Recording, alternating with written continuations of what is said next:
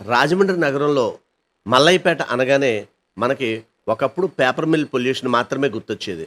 కానీ ఇప్పుడు అక్కడ వాళ్ళ పరిస్థితి అయితే వరద లేకపోతే బురద అన్నట్టుంది. కాస్త వివరంలోకి వెళ్తే పొరపాటును కూడా ఏ క్షణాన స్వచ్ఛమైన గాలి పీల్చుకునే అవకాశం మల్లయ్యపేట వాసులకు లేదు. ఏ నాయకులు కానీ అధికారులు కానీ ఆ విషయాన్ని పట్టించుకోరు. ఇక బురద అన్నాను కదా, అదేంటంటే ఇసుక మాఫియా వాటరింగ్ చేస్తున్నారు దుమ్ము లేవకుండా. కానీ వాళ్ళు వాటరింగ్ చేసిన కొద్దిసేపటికే మళ్ళీ పొడిబారిపోయి మళ్ళీ దుమ్ము లేవడం మొదలవుతుంది. ఈ వాటరింగ్ చేసినప్పుడు మాత్రం బురదతో చాలామంది ఇబ్బందులు పడుతున్నారు. పైగా స్కిడ్ అయిపోతున్నాయి వాహనాలు, లేదంటే కనుక దుమ్ము లేచిపోతుంది. ఇక ఈ రెండిటికి చాలవన్నట్టు కాలం చెల్లిన వాహనాలు మీరు ఒకసారి గమనించినట్టయితే పొగ ఎంత దారుణంగా వస్తుందో చూడండి. వెనక మనిషి కనిపించినంతగా పొగ వస్తుంది.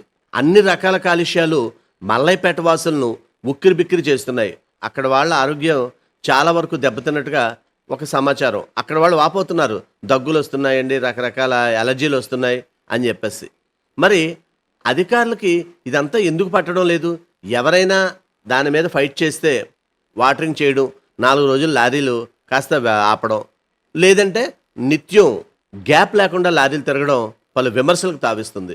మరి దీనికి ప్రత్యామ్నాయం చూడకపోతే ప్రజారోగ్యం పూర్తిగా ఇబ్బంది పడే పరిస్థితి ఉంటుందని ప్రజలు ఆందోళన వ్యక్తం చేస్తున్నారు. దయచేసి గమనించండి, ఒక ముఖ్య మనవి. మేం ప్రసారం చేసే నిర్లక్ష్యం కార్యక్రమం ఏ ఒక్కరిని అవమానపరచాలని గాని తక్కువ చేయాలని గాని మా ఉద్దేశం కాదు. కేవలం రాజమండ్రి నగరం బాగుండాలని మా ఈ నిర్లక్ష్యం కార్యక్రమం ముఖ్య ఉద్దేశం. ఇలాంటి చాలా ఉన్నాయి, ఇంకా దాచాం కుప్పలు కుప్పలుగా.